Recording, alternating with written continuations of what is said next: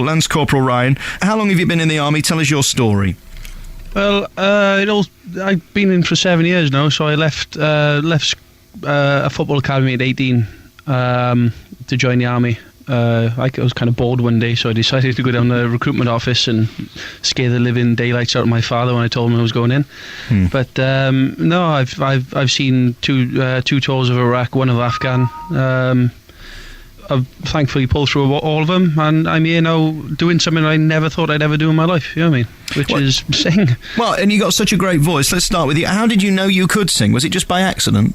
No, my mother kind of gave me an application form for the X Factor, and I went on there, and that's the first time I kind of realised that I could actually string a note together, you know what I mean? Make a good noise, you know what I mean? But yeah, I got through the boot camp. I got a bit nervous, forgot my words, got kicked out, and then I'd say about 6 months after, I had a letter through the post saying, would you like, are you still in the army with aspirations to sing? I kind of threw it away for a bit because I thought he was one of the boys playing a joke on me, because that's the kind of jokes they do, you know what I mean? And I want to clean up my room one day. I picked it up and I thought, oh hell, why not? You know what I mean? I give him a ring and he was Jeff on the other line. And now look. And I'm exactly. here. It's all his fault. So whose camp were you in then on X Factor? I was in Danny's. Oh, I was down with her in a hotel in London. I can't say much about it last week. Not on here, right? Isn't she tiny? I couldn't believe it. Fit her in your pocket. I know, she's pocket tiny. Danny. And was she nice to you? Was she all right? Yeah, she was nice. She's a nice lady. Good. Let's go on to Staff Sergeant Richie Maddocks then. Morning to you. Good morning. Tell us your story.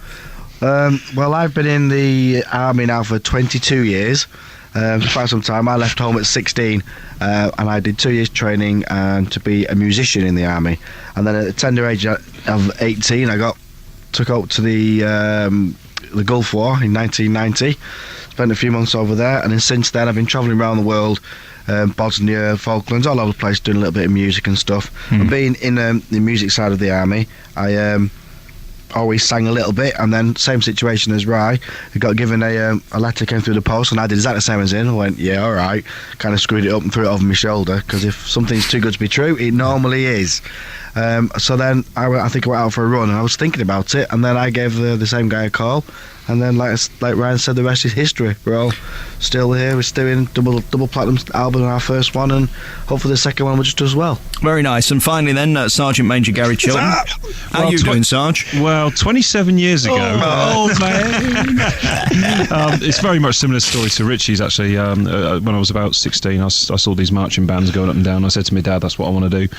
And went through the selection process of being a musician in the army. And I've been numerous places like Richie, first Gulf conflict, Bosnia, Northern Ireland. So yeah, it's been a very, very sort of interesting career, in as much as that you don't stay in one place at any one time. You're all over the place. Of course, we look at this picture of you, and you're obviously trying to model for scatter cushions or something. You're all trying to be delicious in this. What is it like being sex symbols? I've never been that. Well, it's just terrible.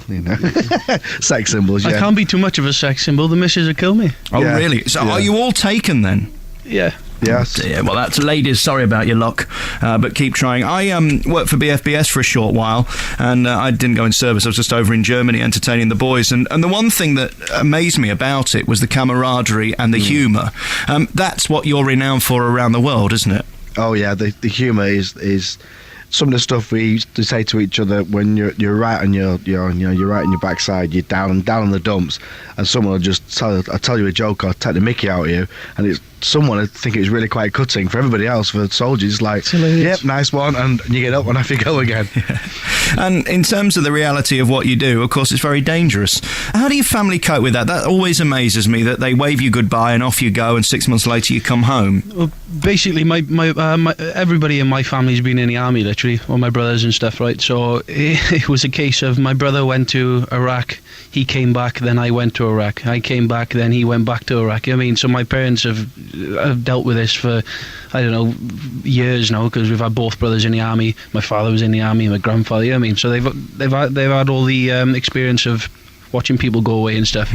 But I suppose for people who have not, had the experience, I think it's going to be really, really tough. I suppose, you know what I mean? Because yeah, I think I know my family just at first didn't want me to join up in the army, and when I got posted over to the Gulf War when I was only 18, they was a bit worried. But I said, look, I joined the army, and this is what I want to do. So support me. We'll be okay. Don't worry about it. And I think just the love and support that families give us to soldiers and forces in general gets you through it and gets them through it as well. Even after all these years, you know, my mum, you know, and the same as the other two, they'll always worry. They'll always worry. It doesn't matter how old you are or how responsible you are. They will always worry, and I think, you know, that's the same for everyone. Yeah.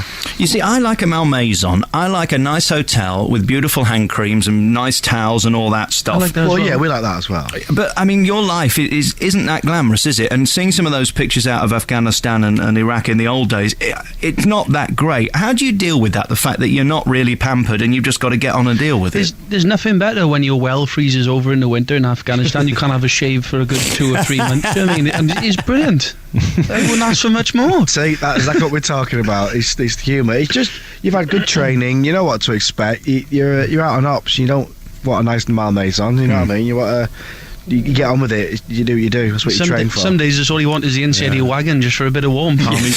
Your army gunk bag. Yeah, that's it. And as for the other boys, I mean, do they think you're dancing boys from London or something? How accepting are they of your talent? I'm from the Queen's Dragoon Guard, so our initials is QDG. So we are the Queen's Dancing Girls. But overall, they're quite proud of you, are they? I'm sure that you do get a bit of ribbing because they're a bit mincy. Some of these songs, aren't they? I mean, let's be honest. You should have seen us on the tour. That was funny. Missing you and you raise me up. Oh yeah, they're all good songs that mean something. They are lovely.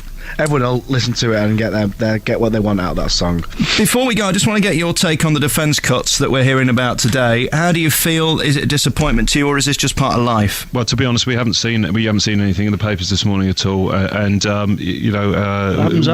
happens? It gets eventually, it will get filtered down to us how it affects us, if it's going to affect us, and we just take the lead from the powers that be above us. Do you think it would leave you vulnerable, though? That's what I worry about. Well, we want to make sure that you've got the equipment you need. Well, we don't. We haven't got a clue what's in it for anyone at the moment. We're trained to fight under any circumstances. And the information will be passed down through the chain of command. So I mean, we're one of the smallest armies in the world, but one of the best, and we still will be. I do worry about that large frigate they're going to get rid of, the HMS Anne Widdecombe. We can't do without. We can't do without that, can we? Here, boys, great to talk to you. This new album is called The Letters Home. Always nice to talk to you. Lance Corporal Ryan Idzi and Staff Sergeant Richie Maddocks and Sergeant Major Gary Chilton as well. Who's the most important, by the way, amongst you seniors? We're all the same. Good for you. We're all hey, listen, thanks for this album. You're heroes in my book, and thanks for coming on the programme. Cheers, man. Great to talk to you. Ta-da.